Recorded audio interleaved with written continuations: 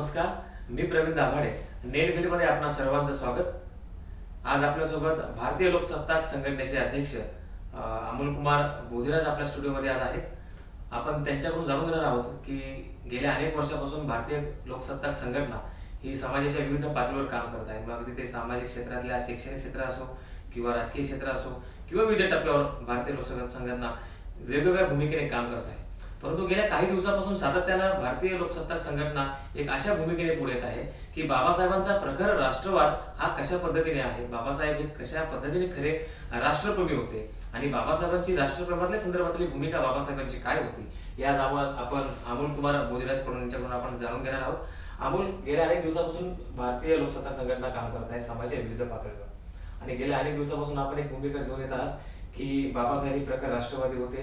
ते आपण वारंवार सिद्ध करण्याचा प्रयत्न करताय. खरं तर बाबासाहेब राष्ट्रप्रेमी आहेत सिद्ध करण्याचा प्रयत्न नाही, परंतु भारतासारख्या एका अशा देशामध्ये की जिथे जाती व्यवस्थेने इतका पोखरलेला देश आहे आणि या देशामध्ये बाबासाहेब ही प्रखर राष्ट्रवादी होती ही भूमिका आपण वेगवेगळ्या पद्धतीने समाजापर्यंत घेऊन जातात. मला हे जाणून घ्यायचं आहे की आपण एक भूमिका घेऊन येत आहात सध्या की दादर चैत्यभूमी येथे राष्ट्रध्वज लागला पाहिजे. नेमकी ही भूमिका कशा पद्धतीने पुढे आली, तरुणांचा याला कशा पद्धतीने प्रतिसाद आहे आणि त्यामागची एकंदरीत पार्श्वभूमी काय आहे आपण थोडक्यात सांगण्याचा प्रयत्न करा. जय भारत, जय संविधान.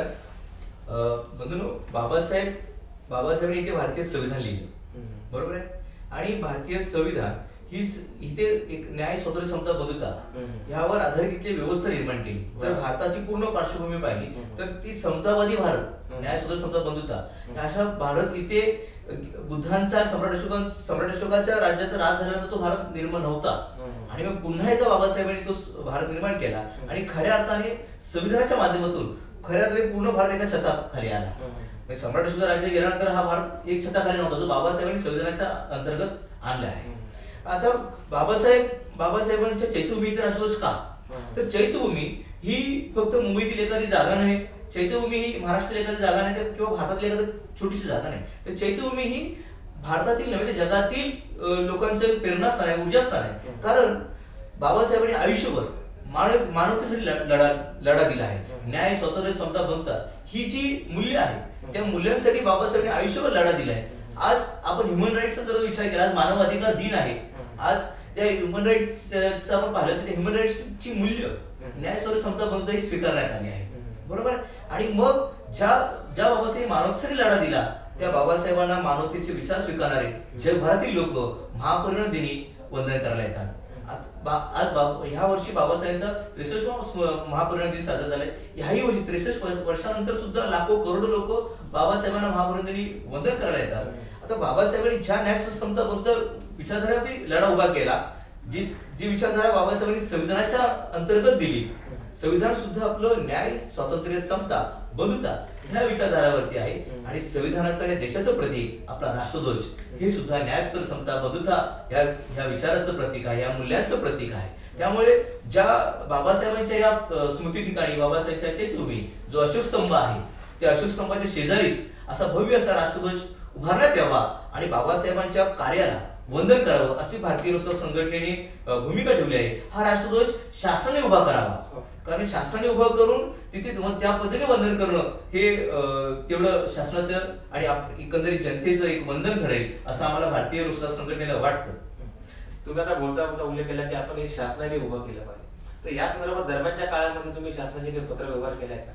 हो, नक्कीच. आम्ही ह्या महाराष्ट्राचे राज्यपाल, त्याचबरोबर महाराष्ट्राचे माननीय मुख्यमंत्री, त्याचबरोबर महाराष्ट्राचे माननीय समाज कल्याण मंत्री, त्याचबरोबर महाराष्ट्राचे सांस्कृतिक मंत्री, त्याचबरोबर मुंबईचे कलेक्टर, महानगरपालिकेचे आयुक्त, महापौर, महानगरपालिकेचे विरोधी पक्ष नेते अशा सर्वांना आम्ही पत्रव्यवहार केला आहे.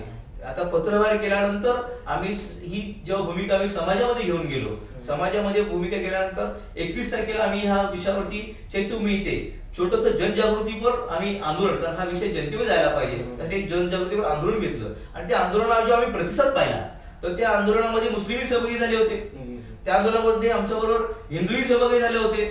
तर आम्हाला असं वाटलं की बाबासाहेब ज्या पद्धतीने मीडिया प्रचार करत आहे की किंवा काही समाजातील लोक बोलत आहेत की बाबासाहेब एका विशिष्ट जातीचे पण नाही, आजचा युवक वाचतोय, तो कुठल्याही जाती जमातीचा असो, तो युवक वाचतो आहे, तो बाबासाहेबांना समजून घेतोय आणि ते समजल्याच्या भूमिकेतून तो ह्या बाबासाहेबांच्या भूमिकेला राष्ट्रध्वज उभा राहायची तुम्ही ह्या भूमिकेला तो समज झाला आणि ते चैतन्यच्या आंदोलनात सहभागी झाले आणि आंदोलनात मोठ्या प्रमाणात युवक होता, म्हणजे बहुसंख्येने युवक या आंदोलनात सहभागी झाले. आज आम्ही सुद्धा जेव्हा बाबासाहेब वाचायला सुरुवात केली तर आमचं लहानपण हे जे धर्मांतरित बौद्ध ह्या प्रवर्गातून आम्ही येतो तर सातत्याने स्कूलमध्ये, कॉलेजमध्ये किंवा सोसायटीमध्ये बाबासाहेब म्हणजे दलितांचे, बाबासाहेब म्हणजे नवकोटीचे हे बिंबवण्यात आलं. आणि बिंबवल्यानंतर जेव्हा आम्ही आमचं ग्रॅज्युएशन कंप्लीट झालं किंवा आम्ही बाबासाहेब रायटिंग स्पीचेस वाचायला गेलो तेव्हा मला समजलं बाबासाहेब हे जे आम्हाला सांगतायत, जे बिंबवलं जातं ते वेगळं आहे आणि बाबासाहेब वेगळे आहेत.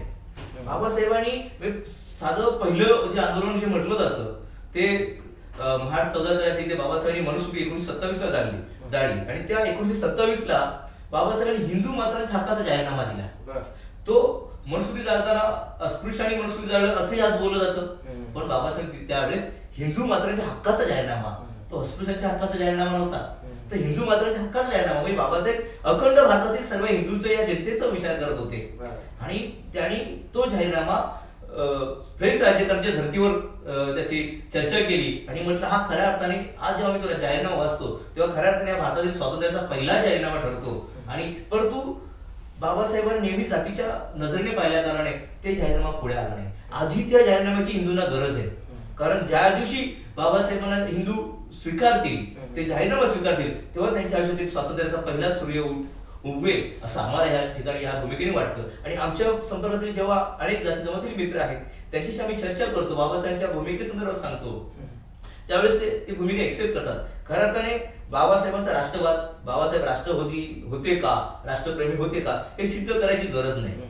कारण ज्या दिवशी बाबासाहेबांनी संविधान हे जनतेला अर्पण केलं तीच भूमिका बाबासाहेबांची क्लिअर होते की बाबासाहेब किती देशप्रेमी आणि किती जनतेच्या कल्याणाचे विचार करणार आहेत.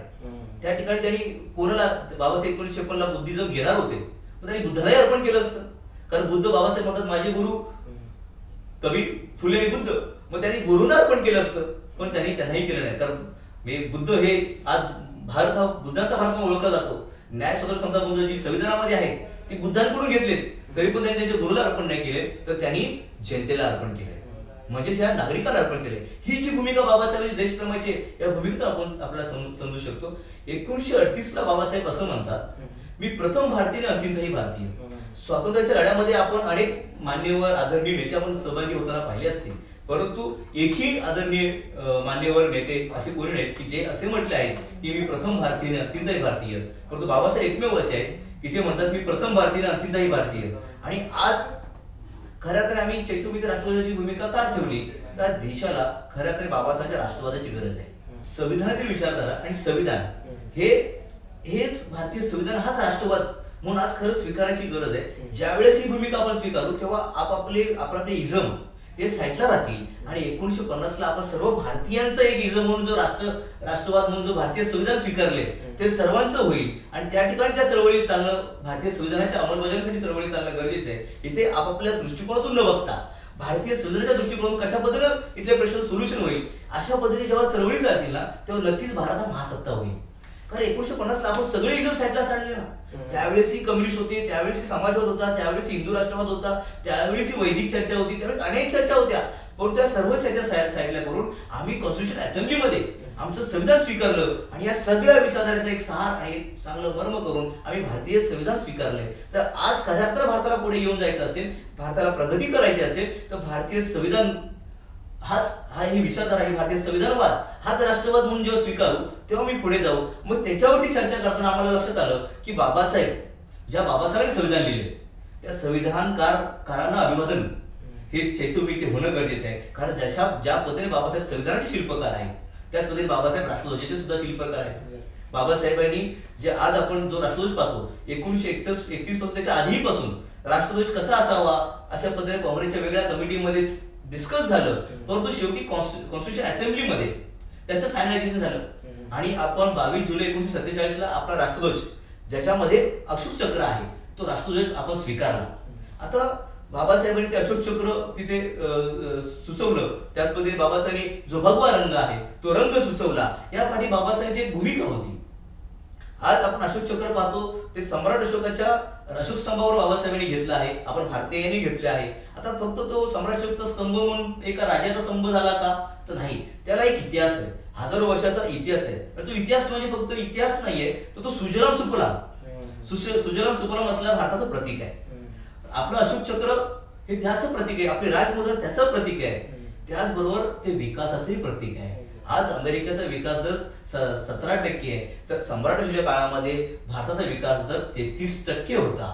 आणि मग ही प्रतीक जर आपण राष्ट्रध्वजामध्ये स्वीकारली आहेत, आपण राजमुद्रा म्हणून स्वीकारले, तर ती जनतेच्या ठिकाणी सातत्याने असायला पाहिजे. कारण जी विचारधारा आपण स्वीकारतो तर त्याची प्रत्येकही जनतेमध्ये निर्माण करावी लागतात. मग बाबासाहेबांच्या चैत्यभूमी ठिकाणी येणारे अनेक लाखो करोडो जनता आहे, जेव्हा ते प्रतीक राष्ट्रध्वज तिथे फडकताना दिसेल, तेव्हा ते त्या भव्य भारताचं स्वप्न आपल्या मनात बाळगतील आणि तो भव्य भारत निर्माण करण्यासाठी प्रत्येक नागरिक बाबासाहेबांना वंदन करून प्रयत्न करतील. आणि ह्या दृष्टिकोनातून आपण भारतीय संघटनेच्या मार्फत ही भूमिका घेतली.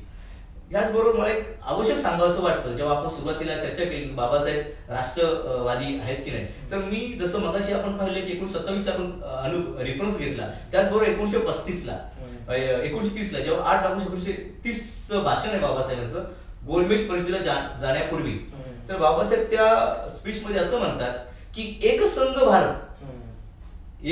भारत हेच आमचे ध्येय.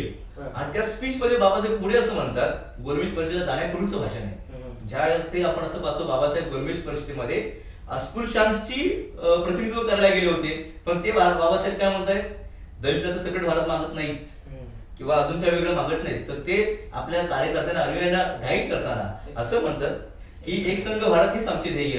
आणि त्या ठिकाणी असं सांगतात की आज भारतामध्ये जातीयता आहे, आज भारतामध्ये प्रत्येक जातीची लोक आपसात भांडतायत. ही जातीयता ही विषमता जर अशीच राहिली तर ह्याच प्रतीक उद्या संसदेमध्ये सुद्धा दिसेल आणि संसदेमध्ये सुद्धा त्या जातीच्या प्रतिनिधीची लढाई होईल. त्यामुळे आम्हाला समतामय भारताकडे जायचं. आज ते वास्तवात दिसतंय, आज आपल्याला ते वास्तव दिसते. आपण पाहतोय शेड्यूल ट्राइब्स आणि शेड्यूल कास्ट यांचा स्कॉलरशिपचा फंड शेतकरी आत्महत्यांना महाराष्ट्रामध्ये वळवला जातोय. ही जातीय मानसिकता. आणि मग त्यासाठी जर समतामय प्रतीक भारताचा आहे, म्हणजे आज आपण पाहतोय आणि गावामध्ये खेड्यामध्ये अनेक आपण मीडियामध्ये अनेक प्रकरणं पाहिली असतील की एका जातीचा किंवा एखाद्या समुदायाचा किंवा धर्माचा झेंडा उभा करण्यासाठी 2 समूहामध्ये भांडणं झाली. आता ह्या सगळ्याला जर सोल्युशन द्यायचं असेल, या संकुचित प्रतीकांना साईडला करायचं असेल, तर आपल्या देशाची प्रतीक पुढे आणणं गरजेचं आहे. आणि ह्या दृष्टिकोनातून भारतीय लोकशाही संघटनेने ही व्यापक अशी भूमिका घेऊन आपण बाबासाहेबांना वंदन करून आपण ती भूमिका घेतो आहोत. आणि आम्हाला असं वाटतं जे शासनामध्ये जे बसले आहेत ते सगळे मान्यवर आहेत, ते समजदार आहेत, ते संविधानाच्या माध्यमातून बसले आहेत. आणि मग ते संविधानाची जी प्रतीक आहे ती प्रतीकं या देशामध्ये रुजवण्यासाठी, ती प्रतीकं या देशामध्ये उभी करण्यासाठी नक्कीच प्रयत्न करतील. आणि जर ते तसं करत नसतील तर आम्ही समजतो असं की ह्यांना न्याय स्वातंत्र्य समता बंधुता ह्यावर आधारित संविधान मान्य नाही किंवा ह्यांना संविधानावर आधारित प्रतीक मान्य नाही. आणि त्यासाठी हे ते संविधानाच्या प्रतीकाचा प्रचार प्रसार करत नाही. आता असं आम्हाला का वाटतं, त्याचं एक साधं उदाहरण तुम्हाला देतो. आपल्या भारताचे पंतप्रधान असं म्हणतात की मित्र हो, हिंदुस्थान के मित्र हो. आता भारतीय संविधानातून आपण काय स्वीकारलं आहे, भारतीय संविधानातून आपण स्वीकारलंय इंडिया दॅट इज भारत. पहिलं कलम जर इंडिया दॅट इज भारत म्हणत असेल, पण तुझं आमचे पंतप्रधान जेव्हा प्रधानमंत्री जेव्हा हिंदुस्थान शब्द वापरतात त्यावेळेस मग भारताची भूमिका देशात किती रुजणं गरजेची आहे, भारतीय संविधानाची अंमलबजावणी किती होणं गरजेचे आहे, हे साधारण आंबेडकरी कार्यकर्ता म्हणून बाबासाहेबचा अनुयायी म्हणून मला फार जाणवते, आमच्या संघटनेला जाणवते. आणि मग त्या प्रतीकाची लढाई, त्या राष्ट्रवादाची लढाई आणि संविधानाच्या अंमलबजावणी लढाई घेऊन भारतीय लोकसत्ताक संघटना गेली 7 ते 8 वर्ष भारतामध्ये आपल्या महाराष्ट्रात. त्याला थोडा एक प्रश्न असा विचारायचा अमोल बोधिराज की आज आंबेडकरी चळवळीत ज्या ज्या काही सामाजिक संघटना आहेत, गेल्या अनेक वर्षापासून या संघटना काम करतात, परंतु कोणत्याच संघटनेच्या अजेंड्यावर कोणत्याच संघटनेचा हा आजपर्यंत अजेंडा राहिलेला नाहीये की बाबासाहेब कशा पद्धतीने प्रखर राष्ट्रवादी होते आणि प्रत्येक नागरिकाला कशा पद्धतीने बाबासाहेब राष्ट्रप्रेमी आहे, नागरिकांना देखील कसं राष्ट्रप्रेमी असलं पाहिजे या भूमिका घेऊन एक मला वाटतं एकमेव ही संघटना असेल जी या भूमिकेला घेऊन जात आहे. इतकी प्रखर भूमिका घेऊन जाताना आज वर्तमानामध्ये घेऊन जात असताना समाजामध्ये काही अडचणी येत आहेत का किंवा इतर लोक काही टीका करत आहेत का, या सगळ्यांचा सामना कशा पद्धतीने करावा लागतो तुम्हाला? नक्कीच. आम्ही जेव्हा सुरुवातीच्या काळात म्हणजे साधं आमचं एक आपण सर्वांना परिचित आहे, मुंबईमध्ये सर्वात मोठी, भारतातील सगळ्यात मोठी म्हणायला काय हरकत नाही, कारण सातत्याने चालली आहे जी संविधान रॅली भारतीय लोकसत्ता संघटनेने 2013 ला ऑर्गनाईज केली होती.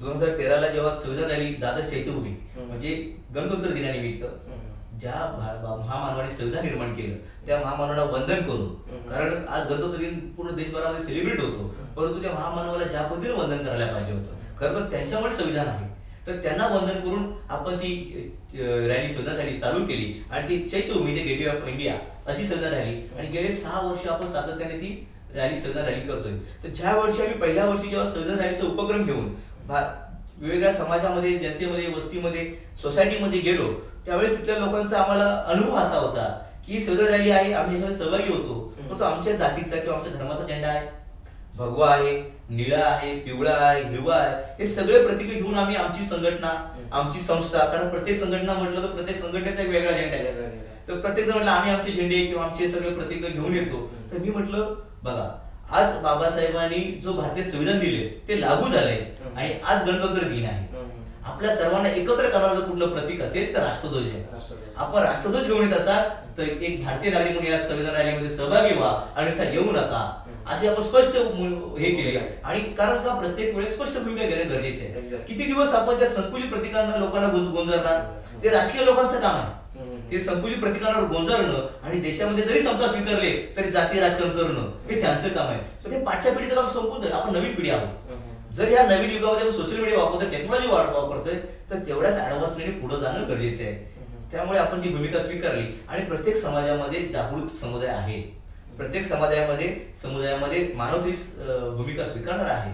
मी तुम्हाला अवश्य सांगतो, मोहम्मद अली रोड आहे, ज्या मोहम्मद अली रोडवर मी गेले 6 वर्ष सातत्याने रॅली करतोय, तिथले मुस्लिम बांधव या रॅलीला सहभागी होतात, सपोर्ट करतात. तो क्राऊड जर तुम्ही आजही मुंबईतील मोहम्मद अली रोडला गेला तर एवढा क्राऊड असतो ना, ज्या क्राऊड मध्ये लोकांना चालायला जागा नसते, पण तिथून त्या ठिकाणातून पहिल्या वर्षी 200 बाईक्स होत्या आणि आज ती संख्या वाढत चालली. त्या क्राऊड मध्ये सातत्याने 6 वर्ष जातोय आणि 6 वर्ष जाऊन सुद्धा थोडासा कुठेही काही त्याला त्याची विटंबना किंवा कशा कुठल्या गोष्टीचा काही हल्ला किंवा काही झालेलं नाही, कुठे तंटा झाला नाही. म्हणजेच काय, ती भूमिका स्वीकारली. त्याचबरोबर रामनगर आहे परेलचं, तिथून आमचे हिंदू बांधव आले. म्हणजे भूमिका मांडण्याची गरज आहे. या भारतामध्ये लोक सातत्याने संकुचित भूमिका मांडत राहिलेत, त्यामुळे कसं जे पेराल ते चुकतं. आज आम्ही भारतीयाची भूमिका मांडली आणि त्यामुळे आज भारताच्या भूमिकेने राष्ट्रध्वज घेऊन भूमिका सगळेजण मान्य करतात, हे मानतात काही प्रमाणात का होईना, परंतु अगदी इतर जातीचे समूहातले देखील ही भूमिका मांडतात की बाबासाहेब राष्ट्रप्रेमी होते आणि या सगळ्या भूमिकेला पाठिंबा देण्यासाठी समाजातला अनेक तरुण पाठिंबा हा तुम्हाला देतो असं म्हणता येईल मला असं वाटतंय. आणि यातूनच असं एक दिसतंय की बाबासाहेब देखील ज्यावेळेस भारतीय संविधान बाबासाहेब सुपूर्द करताना बाबासाहेब असे म्हणतायत की मी हे संविधान भारताला सुपूर्द करतोय, म्हणजे भारतीय नागरिकांना सुपूर्द करतोय, देशाच्या नागरिकांना सुपूर्द करतोय.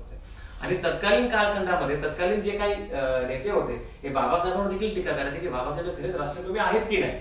आणि बाबासाहेब त्यामुळे असं म्हणायचे की मी प्रथमतः भारतीय आणि अंतिमतः भारतीय. बाबासाहेब त्यांच्या त्या तत्कालीन परिस्थितीमध्ये असे कधीच म्हणाले की मी कोणत्या एका जातीला किंवा समूहाला बाबासाहेब प्रतिनिधित्व करतायत.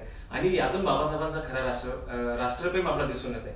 आणि त्याच भूमिकेला प्रेरित होऊन मला असं वाटतं की भारतीय लोकसत्ताक संघटना या भूमिकेने पुढे येत आहे. म्हणजे अगदी जर सांगायचं झालं तर बाबासाहेब भारतीय संविधानाच्या माध्यमातून त्यांच्या शैक्षणिक प्रणाली असतील, म्हणजे एज्युकेशन त्यांच्या पॉलिसी असतील किंवा देशातल्या लोकसंख्येवर कशा पद्धतीने आळा घातला जाऊ शकतो, म्हणजे ग्लोबल विचार हा बाबासाहेबांचा आहे की एक वैश्विक विचार आहे की देशातल्या लोकसंख्येवर कशा पद्धतीने आळा घातला जाऊ शकतो, या देशातलं शेतीचं नियोजन कशा पद्धतीने असलं पाहिजे, या देशातलं पाटबंधारेचं नियोजन कशा पद्धतीने असलं पाहिजे. म्हणजे एक अष्टपैलू व्यक्तिमत्व. आणि म्हणूनच बाबासाहेबांना असं म्हटलं गेलंय की बाबासाहेब बोधिसत्व आहेतच, परंतु बाबासाहेब हे राष्ट्रनिर्माते आहेत, हे राष्ट्रनिर्माते आहेत. कारण राष्ट्राच्या उभारणीसाठी ज्या ज्या काही महत्वपूर्ण जे घटक आहेत या भूमिकेतून बाबासाहेब पुढे गेले आहेत. आणि म्हणून मला असं वाटतं की बाबासाहेब हे केवळ राष्ट्रप्रेमी नव्हते, तर बाबासाहेब हे एक मानवप्रेमी होते असं म्हणता येईल. की राष्ट्रप्रेमी तर होतेच, परंतु त्या देशामध्ये राहत असणारा प्रत्येक व्यक्ती कशा पद्धतीने सुखाने राहू शकतो, त्याला मूलभूत सुविधा कशा पद्धतीने मिळू शकतात, इतका दूरदृष्टी विचार बाबासाहेबांनी